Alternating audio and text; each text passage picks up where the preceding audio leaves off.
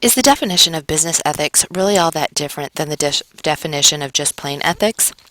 Probably not, because you don't leave your ethical values at home when you go to work. We all have boundaries of ethical and non-ethical behavior that we are willing to cross at different points in time. So what is ethical behavior? What do you look for, and how do you know if you're acting with it? How can organizations maintain high standards of ethical conduct? Does the organization that you work for maintain high levels? If so, how do you know? These are all questions that we must consider as we study the topic of ethics. Ethical behavior is values driven, which means that what we find ethical will depend greatly on our values. Your values are formed at a very early age based on childhood experiences, religion, parental influence, educational experiences, etc.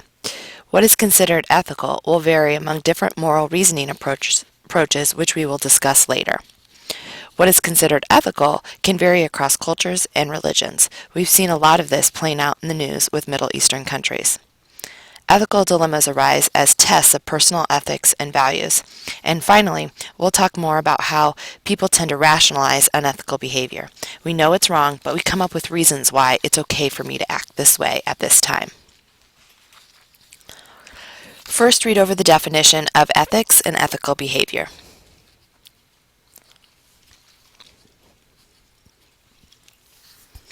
Seems simple, right? It's just knowing the difference between what's right and what's wrong. So if we say that ethics is values driven, we need to know a little bit more about values. Your values are your broad beliefs.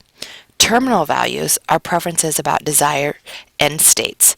Terminal values include things like happiness, self-respect, family, security, possibly recognition or freedom, like inner harmony, comfortable life, professional excellence, etc.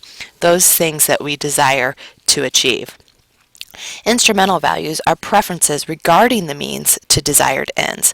For example, instrumental values refers to preferable modes of behavior and include values like honesty, sincerity, ambition, possibly independence, obedience, imaginativeness, courageousness, competitiveness, and could also include some negative traits too. Organizations have terminal and instrumental values also. It's important to find out the organization's values to see if they align with your own. Your moral reasoning can take on 4 perspectives or views. Individualism view is what's in your own best interest. Utilitarian view is what's in the best interest for the most amount of people. Justice view is what is the fairest and most impartial response. And then moral rights view thinks about the fundamental rights for all human beings. Let's think about this scenario of a hardware industry. The hardware store industry was populated by many small, privately owned businesses. Every small town had at least one hardware store, and larger cities had several of them. In almost every case, each store was owned by a different individual or a small company. Today, though, the industry is dominated by a few corporate giants. Can you think of them? Lowe's, Home Depot, Menards. These big box, do-it-yourself stores, as they are sometimes called, entered the hardware store industry with a vengeance and have all but wiped out the small, privately owned hardware stores. What's happened? How did chains like Lowe's drive those small stores out of business? Is that fair? Is it ethical? Was it right for government to let so many small, privately owned businesses disappear? What do you think? Should the government step in and stop these big-name hardware stores from getting even bigger? Let's think of this scenario from an individualism view. If my father is a small-town hardware store owner, I may have an opinion based on my own self-interest to help my father prosper. I want to keep big hardware stores out of town, and I want the government to step in. Now let's think of this as a utilitarian perspective. I also might think about what's in the greatest good for the most amount of people. So a big hardware store could employ more people in our community. They're going to possibly offer lower prices to our consumers. So my perspective might be different because for the greatest good for the most people might be having those big box stores in town. Now, if I think about it from a justice view, we live in a country where free enterprise is allowed, and these big box companies are allowed to compete with the small businesses in the business sector. So what they are doing probably is legal.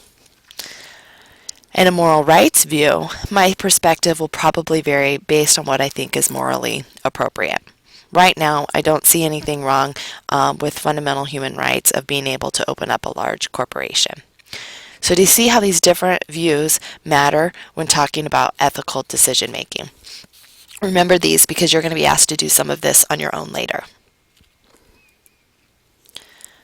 Another topic of ethics is cultural relativism. This suggests that there's no one way to behave. It really depends on the situation and the environment. The way you behave at home is probably different than at school. However, at the opposite end of the spectrum is that there are behaviors that do transcend from one environment to the next that you're not willing to compromise. This list here are some relevant statements from the Universal Declarations of Human Rights formed by the United Nations. Take a moment to read through those.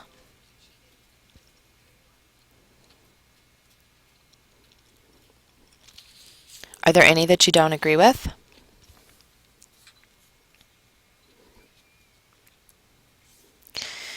We are faced then with ethical dilemmas from time to time. This is a situation that, although offering potential benefits, is unethical. Whether or not to call in sick when I'm really not sick is an ethical dilemma. It's wrong, but it could offer me some benefits, so I have a choice to make. Here is a checklist for dealing with ethical dilemmas. Read through the list. Step 1 is to recognize the ethical dilemma. Step 2 is to get the facts. 3 is to identify your options. 4 is to test each option, and the test is 3 questions. Is it legal? Is it right? And is it beneficial? Step 5, decide which option to follow. Step 6 is to ask the spotlight questions. So double check your decision based on how would you feel if your family found out about it, or how would you feel if your decision was printed in the local newspaper. And step 7 then, of course, is to take action. Earlier I stated that sometimes people rationalize unethical behavior. The next slide will show 4 reasons that they usually come up with. Here are some important statistics regarding ethics and work that were reported by the Wall Street Journal. 36% of workers call in sick are lying. 35% keep quiet about coworker misconduct. 12% of job resumes contain falsehoods. Managers are more likely than other workers to report wrongdoing. And managers with 0 to 3 years of experience feel the most pressure to violate personal ethics, probably because they're trying so hard to make a positive impression that they don't want to go against the grain, even if they know what they're doing isn't right. Here are the 4 reasons that we come up with to rationalize unethical behavior. The problem is, even though you rationalize it, it still doesn't mean it's ethical.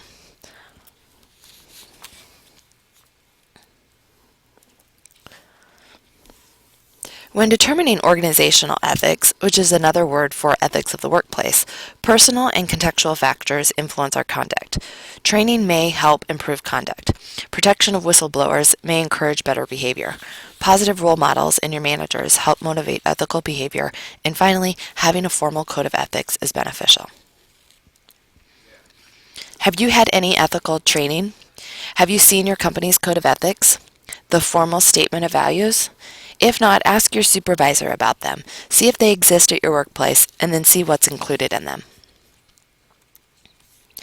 The spotlight questions that were mentioned in the checklist earlier are a great way to review your ethical decision making. How would you feel if your family knew about your decision, or if it was on the local news? If you wouldn't like it, then you should rethink your behavior or conduct. Personally, I like the saying that your true character is defined by what you do when no one is watching. Earlier I mentioned that whistleblowers encourage better behavior. Whistleblowers are people who expose the misdeeds of organizations. There are many famous whistleblowers. If you want to learn more, do an online search of past whistleblowers who have exposed big companies or governments. Ultimately, keep in mind as you grow in leadership within your organizations that ethical conduct is top-down. The behavior of management has the biggest impact on employee behavior. Do you work for an ethical manager? You can now move on to take the ethics quiz and respond to several of the business scenarios.